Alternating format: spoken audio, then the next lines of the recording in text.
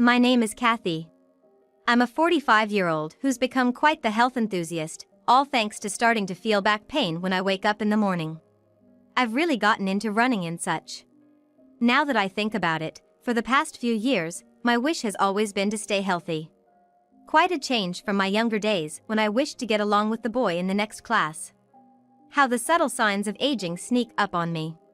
Today, I want to share a story from before I turned into a health nut. I would like you to listen to it. Let's wind back the clock by 10 years. I was 35 then, and in my own words, I was an adorable, head-turning, super cute, pretty girl, or so I wish I could say. But sorry, that's just a fantasy. It was full of wishes. The real story is about when I quit my job and was diligently helping with house duties. Contrasting my drab life, my older brother, Steve, brought home a dazzling woman after announcing he was planning to get married. And by dazzling, I mean really glittery. She was wearing heavy makeup. Her lips shone with gloss. I worried if she might attract flies. Her hair was softly curled, giving her a relaxed vibe, and her nails were intricately designed, clearly done at a salon. I thought, wow, she's a pro. Not just some ordinary one. She brought a nightclub vibe right into our house. Even my parents seemed a bit confused. And I was right. Steve and this woman, Rachel, met at a nightclub. She was working there, and Steve bragged like it was some heroic tale that he had wooed her. But I doubt it was his charm alone. Steve looks every bit the rich guy. How? He's decked out in brand name stuff from head to toe, so much so that it's almost tacky. Glasses, suit, tie pin, belt, shoes. All designer brands. If a brand name laden guy like that came at me, I'd probably play coy too. I can imagine the Benjamin Franklins and Amex cards he must flaunt. No wonder Rachel showed him a smile just for him.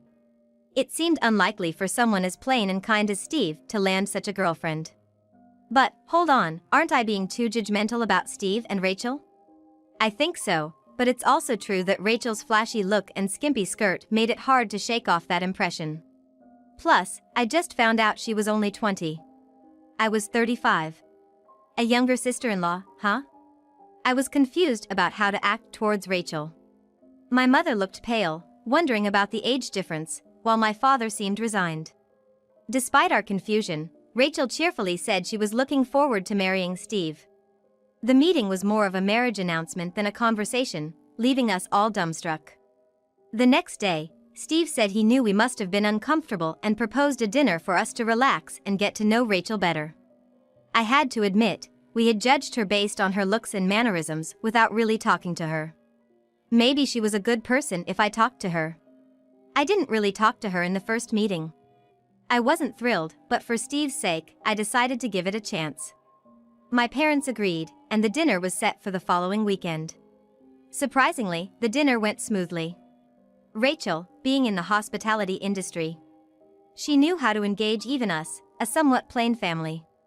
We could follow the conversation easily since she included stories about Steve. From her looking, she seemed like a different world from the one we live in, but I had to admit my initial judgment was wrong. But then, as I was returning from the restroom, I overheard Rachel on her phone, bad-mouthing our family. They're all plain. Especially the mother, whose face is covered in wrinkles and spots, which is really impossible. I don't want to grow old like that. I thought they were rich, but it was normal. The father is also a bit of an old man, so I'm not sure if I'll be able to handle it. I'm thinking of making up an affair and getting a quick divorce. The sister is older and doesn't have a boyfriend. I mean, she's so fat and employed that it's funny. I need to run away before she asks me to take care of her in the future. I was stunned. Was I hearing things? But no, there she was, cheerfully chatting away about bad things about my family. I was stuck. What should I do? Should I say, "What are you saying, whatever you want?" Or should I keep quiet? By the time I decided, she was back at the table. I reluctantly followed, not wanting to spoil the evening. The dinner ended without incident, but my family's view of Rachel skyrocketed, unaware of her true colors. Steve continued to hold dinners until the wedding, seemingly eager to integrate Rachel fully into our family. Our parents even started looking forward to these dinners, and Rachel's standing with us improved dramatically. I didn't record Rachel's phone conversation. I didn't even hear the other person's voice. And in front of my family, Rachel seems like such a nice girl. If I accuse her and she claims it's a misunderstanding or that I misheard, I might not be believed. Even now, I sometimes wonder if I really did mishear. But, darn it. Steve is my dear brother after all. What am I supposed to do? These thoughts have been troubling me for days. Then, one day, Steve said, Rachel wants to have a meal with you, just the two of you. Go to this place. Don't worry, I'll cover the bill, while pointing to a map of a restaurant. It was a pretty upscale Italian restaurant. Free food is nice and all, but why me specifically? It's kinda scary. But, being a jobless person with nothing better to do, I had no reason to refuse. So, off I went to the Italian restaurant. Kathy! Thank you for coming. Rachel greeted me with such enthusiasm when she saw me that, honestly, I didn't feel too bad. She really knows how to make people happy. I even started to doubt whether I had misheard that phone call. But as the meal progressed, the atmosphere started to feel a bit tense. Kathy, it was a while ago, but you heard my phone conversation, didn't you? Yes. That first dinner we had. Right after I returned to the table, you came back too. But just behind you, a woman who had gone to the restroom came out. There's only one stall in that restroom. You weren't in there together, right? Rachel chuckled. Wow, she's been keeping a close watch. True, I do remember a woman entering the restroom while I was overhearing Rachel's call. But I was so panicked by what Rachel was saying that I don't remember much else. I couldn't think of anything to say, so I just took a bite of my rice gratin. Aren't you putting food before conversation? You'll only get fatter. Realizing I was being provoked, I thought, this is a taunt, all right. Let's not hide it anymore, but please don't spill our conversation to Steve or your parents, okay? Rachel said, laughing loudly. As an aside, my weight gain started when I worked in a toxic environment, leading to stress eating. I had a period of not eating at all, becoming skinny, but then I started overeating as a stress reliever and gained weight. Sure, I'm overweight, but now I'm focusing on my mental health, thinking so what if I'm fat? I was just a bit over the standard weight. Living stress-free was what's important to me. I was okay with how I am, and I didn't see why Rachel should have a say. Especially since I was not causing her any trouble. You know, to be honest, I find you, and even your parents, kind of embarrassing. You get it, right? No way, how could I agree with being called embarrassing? Am I living in La La Land? I can't tell your parents not to come to the wedding, but Kathy, you don't have to force yourself. It must be hard to move around being overweight, right? I'll send you a wedding invitation just for formality, but please make an excuse and don't attend. Anyway, we'll accept your gift. Wow, does she think a jobless person like me has some big plans to miss my brother's wedding?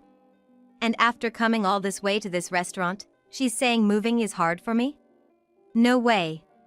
I wanted to punch her right in the face but kept my cool and said, fine, I won't come, as you wish. But don't come crying to me later.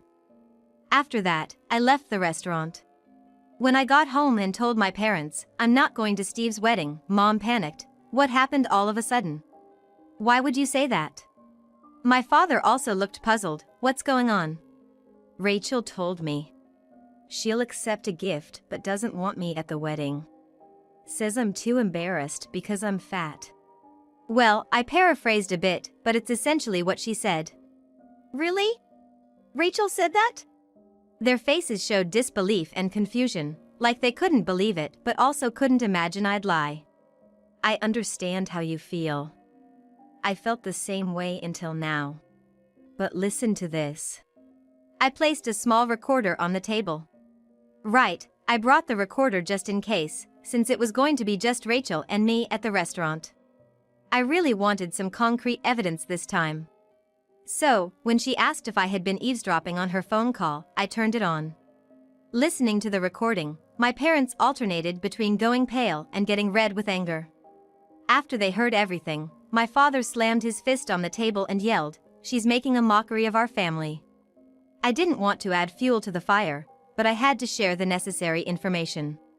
I told them that I'd been wary of Rachel from the beginning because she had said similar things at the first dinner. My mother buried her head in her hands, lamenting what a troublesome daughter-in-law she's turned out to be. No, she's not yet, Mom. Steve hasn't registered the marriage. My parents looked shocked at my words. What do we do about the wedding then?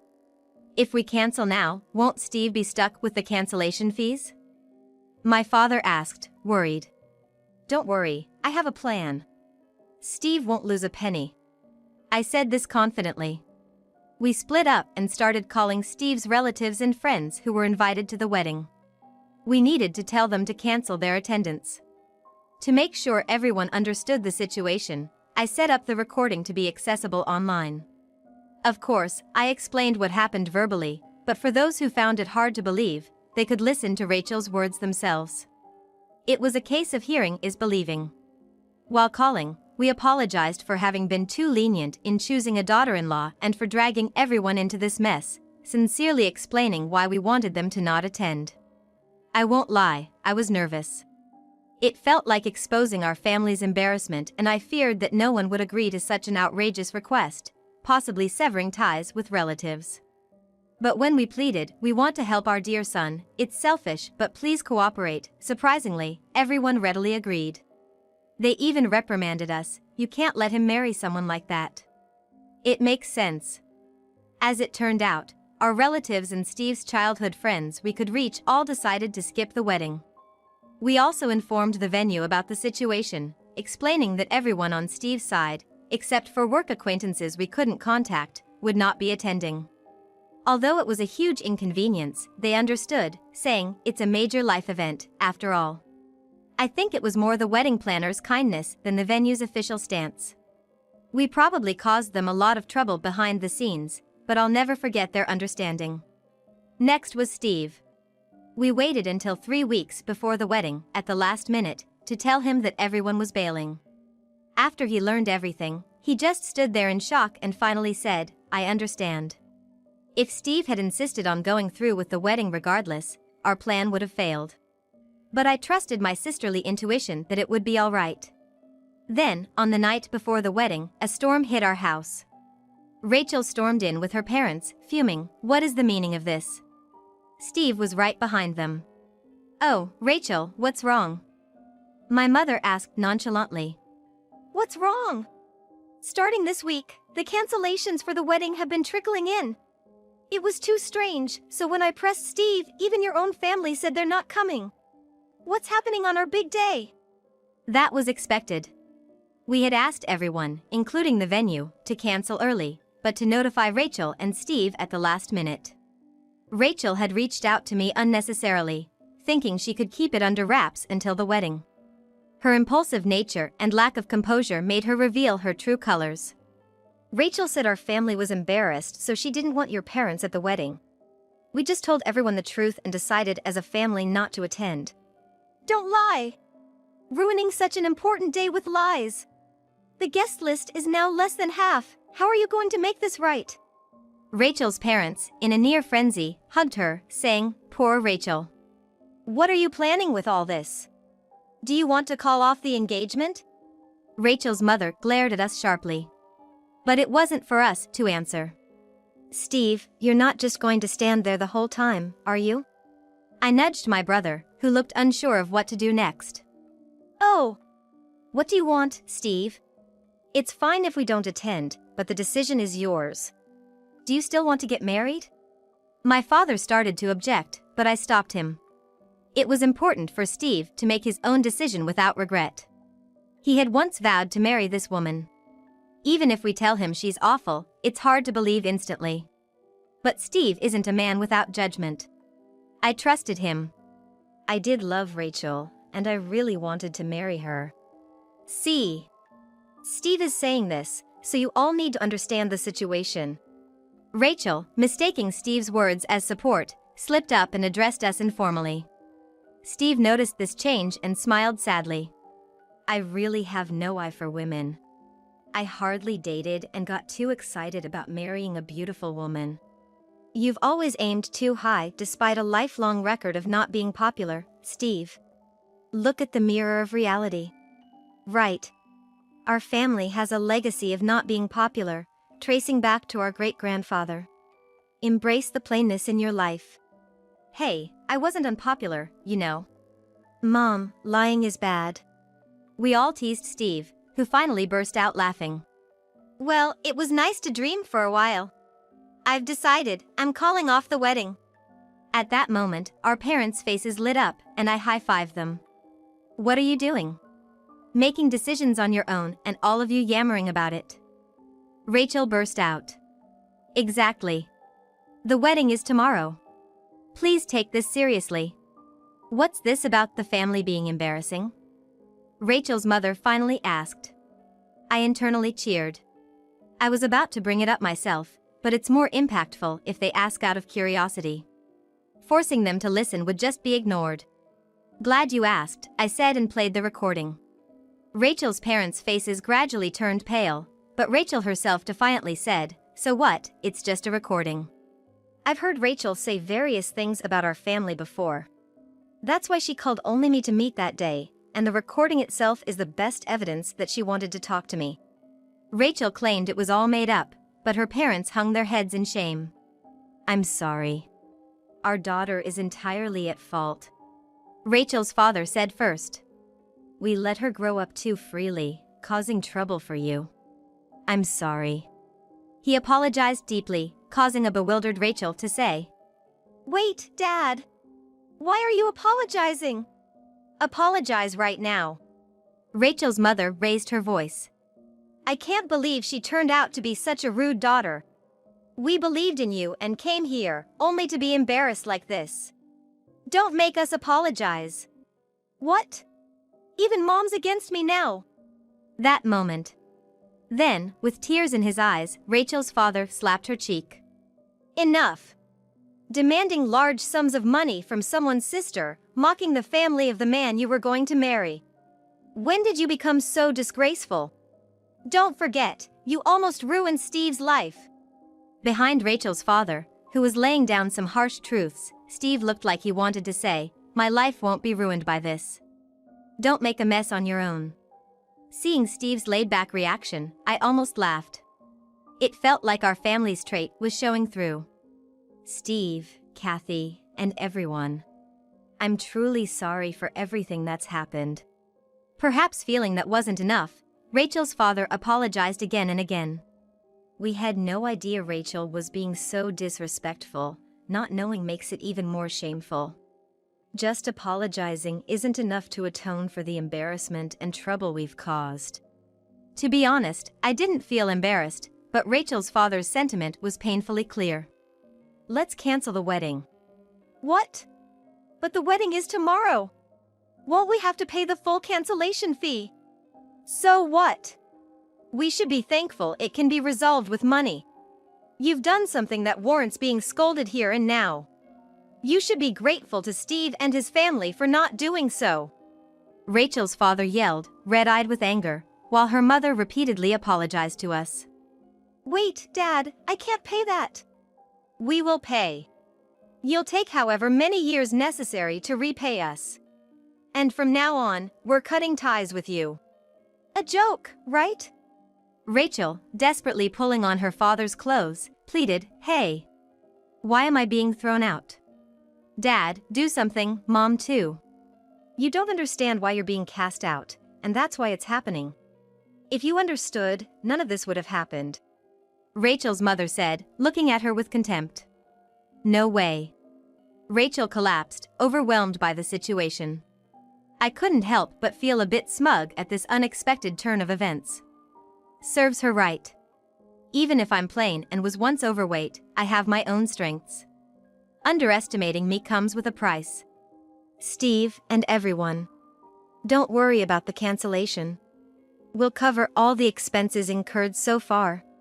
I almost smiled, relieved at how smoothly things were going, but maintained a solemn face, thanking them. My parents, struggling to contain their joy, managed to keep their expressions ambiguous. Steve, out of Rachel's sight, silently cheered with a small victory gesture. I thought to myself, calm down a bit, he didn't do much. Within a month of the cancelled wedding, Rachel's parents brought us a gift, the cancellation fee, and an additional $60,000 as compensation. They had insisted on settling with us to avoid court and legal fees. We had trouble deciding on a fair amount, but eventually suggested an average sum. However, Rachel's father paid us the requested amount plus an additional $30,000. Honestly, I wasn't sure if we'd have received this much even if we went to court. Life isn't always like a story. Sometimes, you have to accept less than ideal outcomes. We're grateful for Rachel's parents' sincerity. As for Rachel, her parents took all her savings to cover the repayment and kicked her out with nothing. She hopped between friends' houses and sometimes resorted to sleeping in stations, almost homeless. Her parents accepted this as her just desserts, a tough love approach to teaching their once spoiled daughter a lesson. I think he pushed the lion cub down the valley with extraordinary determination. Once a month, she shows up to make payments, so we know she's alive, her parents said with a complex smile. Fast forward 10 years. Steve, determined to get married, actively engaged in matchmaking and married a woman who worked in a restaurant and was an excellent cook. Being a food enthusiast, Steve was literally won over by her cooking. Now married, they rarely eat out, with Steve eagerly returning home for his wife's cooking. As for me, I had enough of corporate life and became a freelance translator. My previous job, dealing with foreigners, gave me a good language foundation. Realizing the demand for freelance translators, I studied hard and achieved my goal. Now, I earn significantly more than I did as an employee, working in a much more relaxed environment. Focusing on my studies curbed my overeating, and I returned to my pre-employment weight. No longer overweight or underweight, I'm just average, which feels great. Well, I don't know if I'm proud of the average. At least for me, I had a hard time becoming an average, so I'm really happy to be back to normal. And thanks to my work, if I may say so myself, I even married a handsome man. Introducing him to my family post-Rachel incident, they joked, "You're being fooled and no way a guy like him falls for your plain jeans." My husband said he loved my plain features. Just to be clear, my husband has no ill intentions at all. He's seriously praising me. He meant it as a compliment, so I take it positively. Our daughter is now 4. Every day is very lively and happy. The only issue is her bedtime storybook is about history. Surprisingly, she loves it and falls asleep peacefully to it every night.